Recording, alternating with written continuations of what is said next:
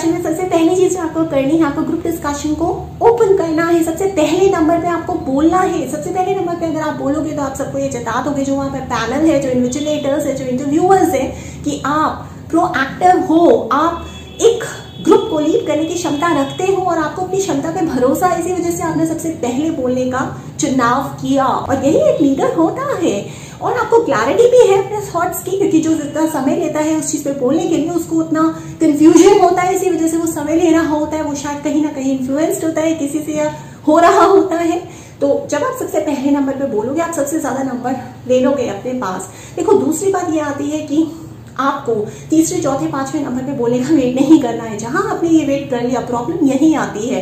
हमें ये लगता है कि दूसरे को मौका दे देते हैं, शायद हम पहले आप में लग जाते हैं, या फिर शायद जो दूसरा बोल रहा है या बाकी लोग बोल रहे हैं, अगर जो मेरी ओपिनियन है वो बहुत ज्यादा अगेंस्ट है, तो कहीं ऐसा ना हो कि सब लोग मेरे विरोध में हो जाए और मेरा विरोध करने लग जाए। ऐसा आप सोच सोच के इन्फ्लुएंस्ड हो के दूसरों को मौका देते हो, और फिर जब आपको लगता है कि सबने बोल लिया, अब तो मुझे बोलना ही पड़ेगा, तो आपको नंबर जो है वो भी वैसे ही मिलते हैं।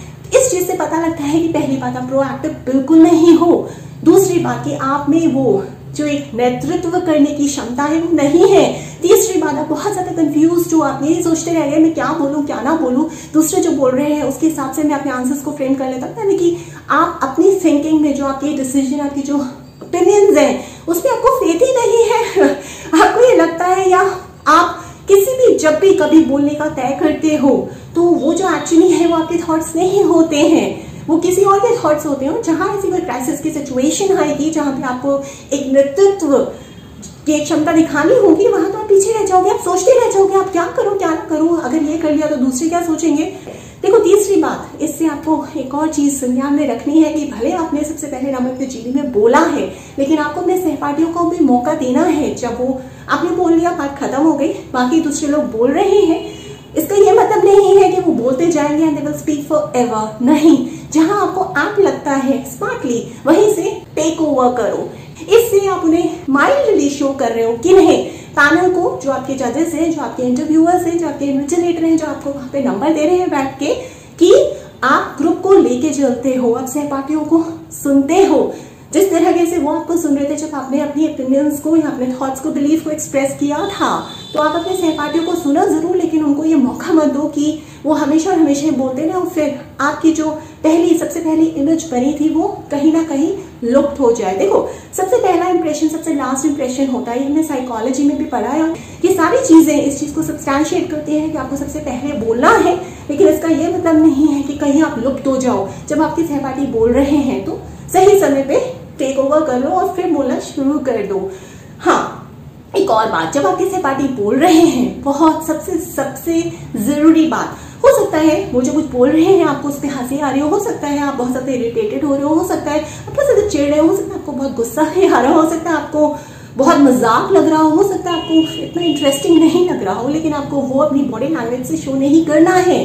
भले आप कितने भी इरिटेटेड हो, फस में हो, कंफ्यूज्ड हो, फ्रस्ट्रेटेड हो, डिस्गस्टेड हो, लेकिन वो आपके फेशियल एक्सप्रेशन से बाहर नहीं आना चाहिए। वो आपकी आई बॉल्स, आईब्राउज, हाथों से, पैरों से, पूरी बॉडी लैंग्वेज के फ्रेम से बाहर नहीं आना चाहिए, क्योंकि पैनल में इंटरव्यू पैनल जिसकी मैं बात कर रही हूँ, कोई ना कोई एक बंदा डेडिकेटेडली बिठाया जाता है ग्रुप डिस्कशन में, जो आपकी बॉडी लैंग्वेज को हमेशा और हमेशा हर पल जज करता रहता है।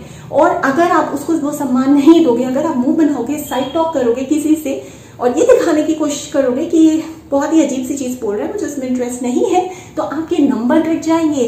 क्यों? क्योंकि जब आप बोल रहे थे तब आप ये एक्सपेक्ट कर रहे थे कि आप जैसे भी बोलते हो, जो भी बोलते हो, जिसकी बॉडी लैंग्वेज एक्सप्रेशन से बोलते हो, आपको वो इज्जत मिले, आपको वो सम्मान मिले। लेकिन जब किसी दूसरे ने बोला तो आप वो चीज भूल गए। आपको दूसरों को भी उतना ही सम्मान देना है जितना आप एक्सपेक्ट करते हो उनसे, वो आपको दे जब आप बोल रहे हो, अपने थॉट्स, अपने बिलीफ, अपने फेथ को एक्सप्रेस कर रहे हो। और सबसे आखिरी चीज जो आपको पता ही है, आपको पहले भी बता चुकी हूँ कि ग्रुप डिस्कशन को कंक्लूड जरूर करो, भूलना मत सबसे आखिरी में बोलना। क्यों? क्योंकि आखिरी में बोलना बहुत ज्यादा जरूरी होता है। कैसे?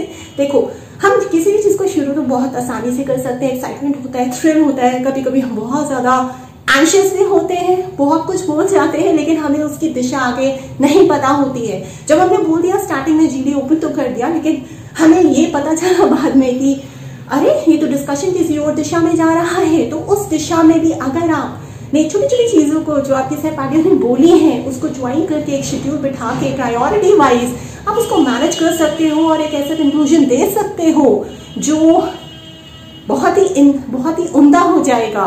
तो आप दो और जरूर दो, क्योंकि इससे भी आपको बहुत ज्यादा नंबर मिलते हैं अगर आपने शुरुआत की है और आपने कंक्लूड किया है जीडी को। तो देखो क्यों, क्योंकि दिशा कहीं पे भी गड़बड़ हो सकती है, लेकिन अगर आप में वो मात्रा है, अगर आप में वो क्षमता है कि गलत दिश में भले ही हो जाए, भटक जाए, लोग केओस करने लगे, वो डिस्कशन कहीं ना कहीं हेवाए जाए, लेकिन अगर आपने उसको भी एक शेड्यूल, एक प्रायोरिटी में डाल दिया, जाहिर सी बात है उससे ये भी पता चलेगा और प्रतीत होगा कि आप टाइम मैनेजमेंट जानते हैं, आप जानते हैं कौन सी चीज ज्यादा जरूरी है, कौन सी चीज कम जरूरी है और किस प्रायोरिटी में है आप वो भी जानते हो।